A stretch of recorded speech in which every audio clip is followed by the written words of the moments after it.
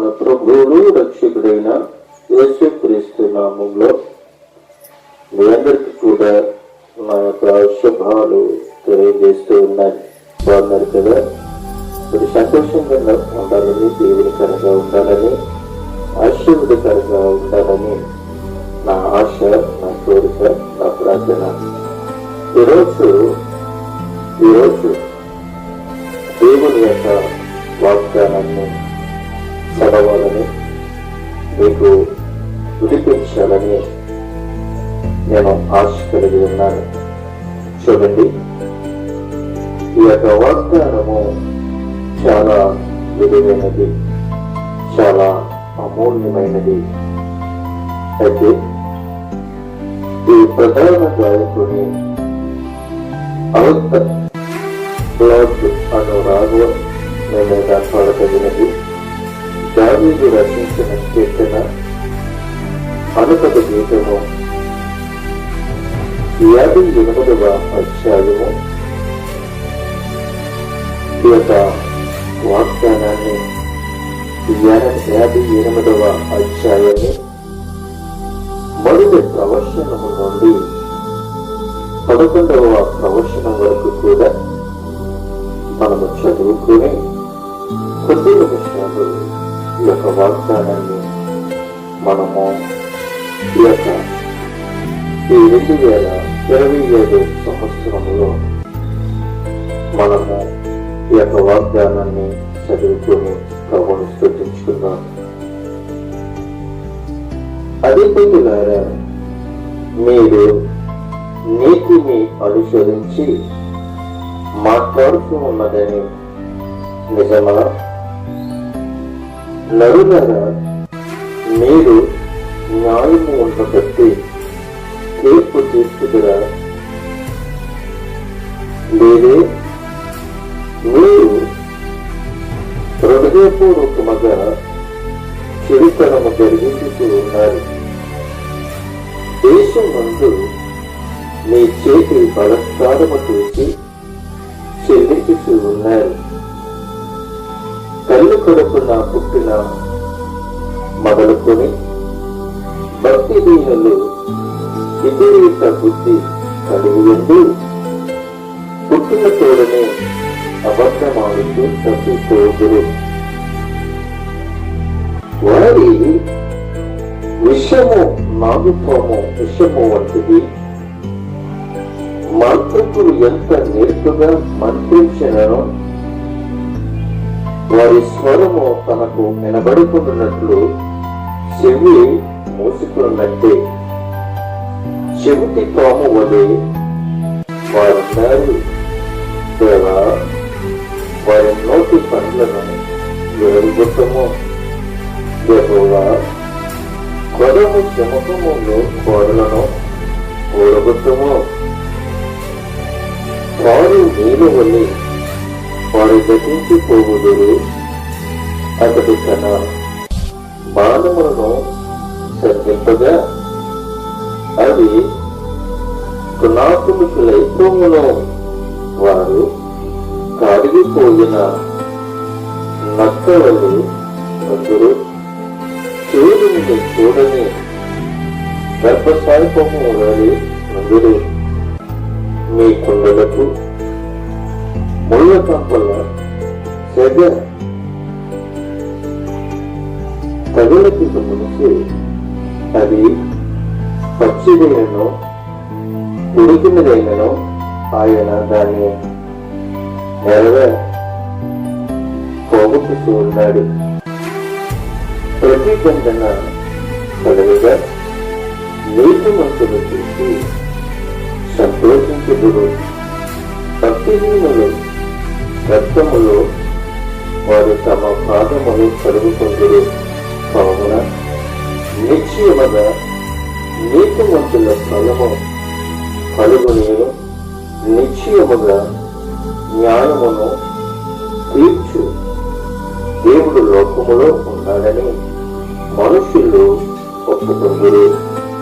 అయితే ఇక్కడ మనం చూసినట్లయితే పరిశుద్ధాత్మ దేవుడు ఆయన అంటూ ఉన్నాడు కదా, అధిపతులారా అన్న మాటకు మనం చూస్తున్నట్లయితే ఆయన అంటూ ఉన్నాడు కదా, అధిపతులారా అన్న మాటకు హెబ్రీలో మనం చూస్తున్నట్లయితే ఎలిం అనే పదము కొన్నిసార్లు మనకి కనబడుతూ ఉంది. దేవుడికి మరి కొన్నిసార్లు అన్యులను దైవాలను సూచించినట్లుగా మనకి కనబడుతూ ఉంది. అయితే ఇక్కడ మనుషులని సూచిస్తుంది, విశేషిస్తుంది, పుట్టుకు సంబంధించిన విషయాలుగా మనకి కనబడుతూ ఉంది.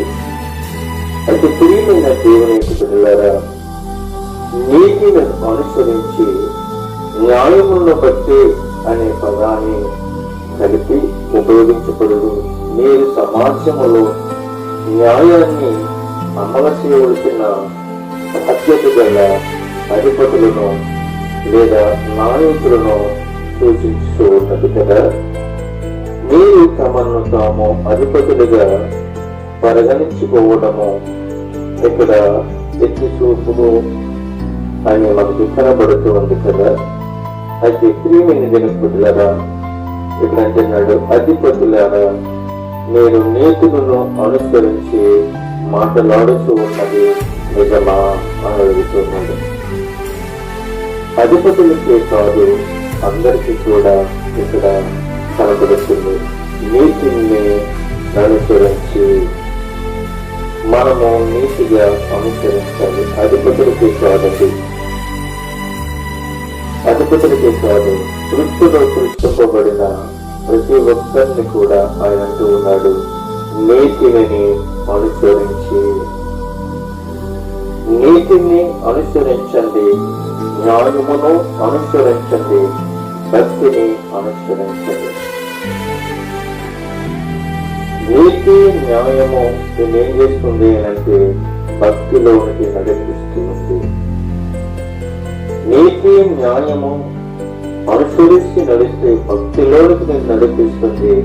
భక్తి నిన్ను రక్షిస్తుంది. మనమందరము కూడా భక్తి కలిగి ఉండాలి, భక్తి కలిగి ఉండాలి, భక్తిలో నిమగ్నమై ఉండాలి. భక్తి నమ్మకమైన భక్తి, యథార్థమైన భక్తి నీలో ఉండాలి.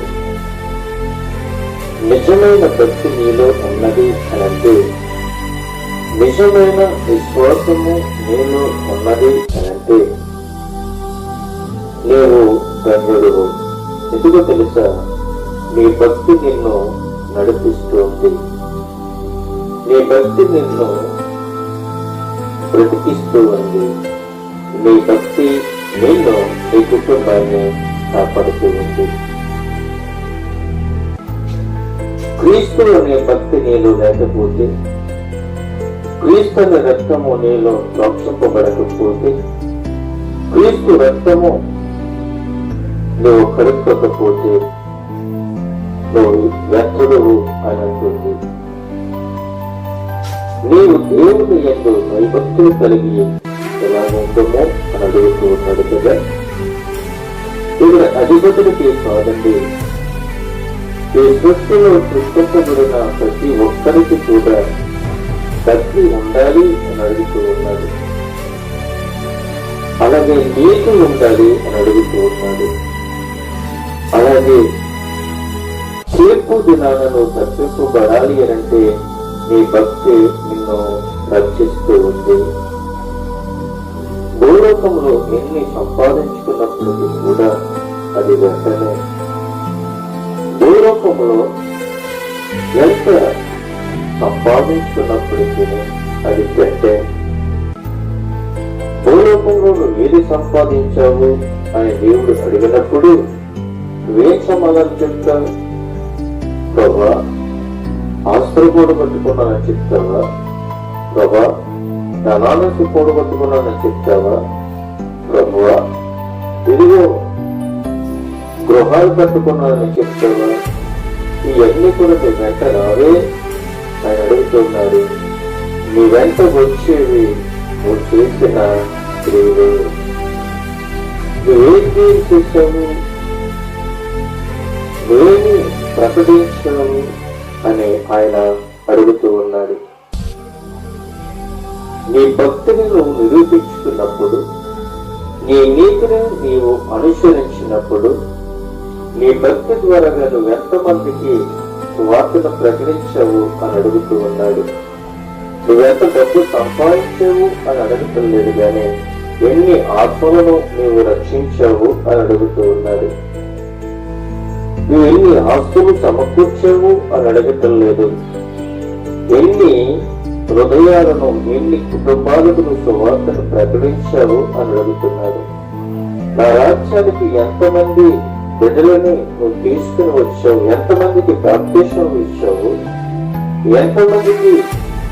ఎంతమందికి నువ్వు నా రక్షణ భాగ్యం వాళ్ళకు నడిపించావు, ఎంతమందికి నీవు నా రక్షణ సువార్తను ప్రకటించావు అని ఆయన అడుగుతూ ఉన్నాడు. అంతేగాని నేనేమి అడుగుతులేదైనా నువ్వెంత సంపాదించుకున్నావు, ఎన్ని కోట్లు కూడగొట్టుకున్నావు, ఎన్ని ఆస్తులు సంపాదించుకున్నావో అది దేవుడు నిన్ను అది అడగటం లేదు. అది ఏది కూడా నీ వెనకాల అవి రావు. నువ్వు ముందుకు పోతే నీ వెనకాల ఏమి అవి వచ్చేది కొరకు ఏంటో తెలుసా?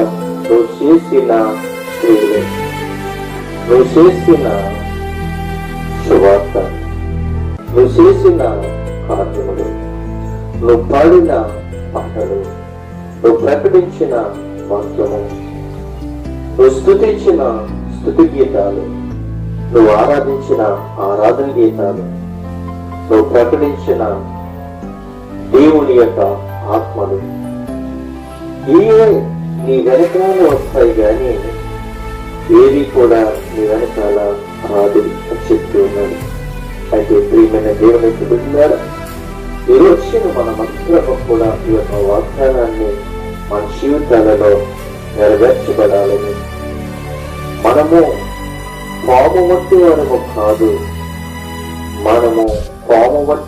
కాదు, పాము కాటు వేస్తే మనుషుడు చనిపోతాడు. కానీ మనము ఎలా ఉండాలి అంటే పాములు వంటి వాళ్ళవై ఉండాలి, నిష్కపటమైన వారిగా ఉండాలి. పావురమ్మనికి ఎటువంటి స్వార్థము లేదు, ఎటువంటి అసూయ లేదు. అందుకే యేసుక్రీస్తు ప్రభువు వారు ఆయన యోర్దానులో బాప్తిసము తీసుకున్నప్పుడు, ఆయన నీటిలో నుండి పైకి లెగిసినప్పుడు, ఆకాశము నుండి ఒక పావురము నా ప్రభువైన యేసుక్రీస్తు మీదకు వచ్చి ఆయన మీద వాడినప్పుడు, ఆ యొక్క ఆకాశము నుండి ఒక స్వరము మాట్లాడుతుంది, ఈయనే నా ప్రియ కుమారుడు, ఈయన యందు నేను ఆనందిస్తూ ఉన్నాను అని ప్రభు మాట్లాడుతూ ఉన్నాడు. దీని చదువుకుని పెట్టినారా? నువ్వు పాముకి ఎన్ని పాలు పోసినప్పటికీ కూడా, దాన్ని ఎంత పవిత్రంగా తెచ్చినప్పటికీ కూడా ఆ పాము పాటు వేస్తూనే ఉంటది. పాములంటి ప్రజలు ఈ దేశంలో ఉన్నారు. పాములంటి ప్రజలు మనుషుడికి ఒక నాలుగు, పాముకైతే 2 నాలుగులు అయినప్పటికీ కూడా మనుషుడు పాటు వేస్తూనే ఉన్నాడు. మనుషుడు విషం కప్పుతూనే ఉన్నాడు. పక్కింటోడు బాగుంటే గ్లాసుడు మంచినీళ్ళు దొరుకుతాయన్న ఆలోచన లేదు. పక్కింటోడు నాశనం అయిపోవాలి అన్న కోరుకున్న స్వభావమే ఈ రోజుల్లో జరుగుతూ ఉంది. అటువంటి స్వభావం మనకు ఉండకూడదు అని ప్రభు చెప్తూ ఉన్నాడు. ఈ జాబ్కి వెళ్తున్నప్పుడు, అయ్యో నా పక్కింటోడు జాబ్ చేసుకుంటూ ఉన్నారు కదా, అది సంతోషంగా అది కుటుంబాన్ని పోషించుకుంటున్నారు కదా, అది ఎంత కష్టపడి చదువుకున్నాడు, ఆ చదువుకి దేవుడు గొప్ప న్యాయం చేశాడు, అందుకే దేవుడు అతని పట్ల కృప చూపించాడు, అందుకే మంచి జాబ్ వచ్చింది, జాబ్ చేసుకుంటున్నాడు, తన కుటుంబాన్ని పోషించుకుంటున్నాడని ఆ కుటుంబం పట్ల కృతజ్ఞతాస్తుతులు మనము దేవునికి చెల్లించాలి. ఎవరైనా ఏదైనా పడిపోతే, అయ్యో ప్రభువా ఈ కుమారుడు కోల్పోయాడు, ఆ గాయాన్ని కట్టు ప్రభువా, అతను ఎంత కృంగిపోతున్నాడు, ఎంత వేదన పడిపోతున్నాడు, ఎంత ఇబ్బందులు పడుతున్నాడు, అయ్యో ప్రభువా ఒకసారి ఆ బిడ్డను పడుకోవచ్చు అని ఆ వ్యక్తి కొరకు నువ్వు ప్రార్థన చేసేవాడులా నువ్వు ఉండాలి. అంతేగాని ఆ వ్యక్తి మీద నీవు అబద్ధాలు వేసేవాడులా నీవు ఉండకూడదు. ఒక వ్యక్తి పడిపోతున్నప్పుడు ఆ పడిపోయిన వ్యక్తి మీద రాళ్ళు వేయటం కాదు, కానీ ఆ పడిపోయిన నిలదీసిన వాడే తండ్రుడు. ఎందుకని అంటే ప్రియమందుకుంటారా, ఒక పూటపూడి వాడు ఒక వ్యక్తి దగ్గరికి తీసుకుని వచ్చి వైద్యం చేయించి మళ్ళీ ఏదైనా రుణం ఉంటే ఆ రుణాన్ని తీరుస్తాను అని చెప్పి ఆ యొక్క సాయపడిన వ్యక్తికి వైద్యం చేయించి వెళ్ళినట్లుగా బైబిల్ గ్రంథంలో కనబడుతుంది. అప్పుడు చాలా మంది వెళ్ళిపోయారు ప్రియమందుకుంటారా, చాలా మంది వెళ్ళిపోయారు. కానీ కోటకు తెలియని వాడు ఏం చేశాడు తెలుసా, ఆ యొక్క వైద్యుడి దగ్గర తీసుకుని వెళ్ళి వైద్యం చేయించి నేను మళ్ళీ వచ్చినప్పుడు ఏదైనా ఇంకా మరి డబ్బులు బాకీ అయితే నా బాకీని తీరుస్తాను అని చెప్పి వెళ్ళిపోయాడు. అది నిజమైన ప్రేమ అంటే. అంతే తప్ప కానీ పడిపోయి లేకపోయినా పర్లేదు, వాడు వేరెంత రాళ్ళు వేస్తామో అన్న స్వభావం మనలో ఉండకూడదు. ఒక ఇల్లు బాగుంటే ఆ ఇంటిలో కనీసము వెండిన వస్తుంది అన్న ఆశతో మనము ఎదురు చూడాలి. ఆ ఇంటిలో కనీసం ఆ గిండి లేకపోతే ఈ ఇంటిలో కూడా సాగటకు ఉండవు కదా. నీ పక్కన ఉన్న ఇల్లు బాగుంటేనే నీకు బాగు అని ఒక ఆలోచన నీలో ఉంటే నువ్వు ధన్యుడివే. నీ పక్కల్ని బాగున్నట్లుగా నువ్వు బాగోవాలి అని కోరుకుంటే నీ ఇల్లు బాగుంటుంది. పక్కన ఉన్నవాడు సంతోషంగా ఉన్నాడు అంటే నీవు కూడా సంతోషంగా ఉంటావు. అంతేగాని పక్కనున్నవాడు పాడైపోయాడు, పక్కనున్నవాడు నాశనం అయిపోయాడు, వాడికి లేకపోదు అని అనుకుంటే ఏదో ఒక రోజున మనకు కూడా ఆపద వచ్చినప్పుడు ఆపదలో ఆదుకున్నవాడు ఎవరు? ఈ రోజు తిరిగి పెట్టారా, ఈ రోజు నువ్వు నేను ఎలా ఉండాలి అన్న ఆలోచన ఒకసారి జ్ఞాపకం చేసుకోవాలి. అందుకే దావీదు అంటున్నాడు కదా, ఇది రెట్టిందంటే కదా, ఈ కీర్తనలో అంటున్నాడు కదా, అధిపతులారా మీరు నీతిని అనుసరించి మాట్లాడుతున్నదని నిజమా? నరులారా మీరు న్యాయములను బట్టి తీర్పు తీర్చుకురా అని. మనం ఎవరి నుండి తీర్పు తీర్చుకునకి, మనం ఎవరండి? మనము తెల్లారితే ఉదయం మొదలుకొని సాయంకాలం లోపు మనం ఏదో ఒక పాపం చేస్తూనే ఉంటాం. మాట ద్వారా కావచ్చు, ఆలోచన ద్వారా కావచ్చు, చూపుల ద్వారా కావచ్చు, ఏ విధంగానే కావచ్చు, ఆ పాపం చేస్తూనే ఉంటాం. ఈ యొక్క దేవుని యొక్క వాగ్దానాన్ని మన వెనుకలలో మనము దీవించబడాలి అండి. ఈ వాక్యాన్ని మనమందరము కూడా ప్రతిరోజు ధ్యానిస్తూ ప్రభుత్వంలో సాగాలని కోరుకుంటూ ఆ మాటలు పంపిస్తూ ఉన్నాను. కొద్ది మాటలు ఇచ్చిన దాకా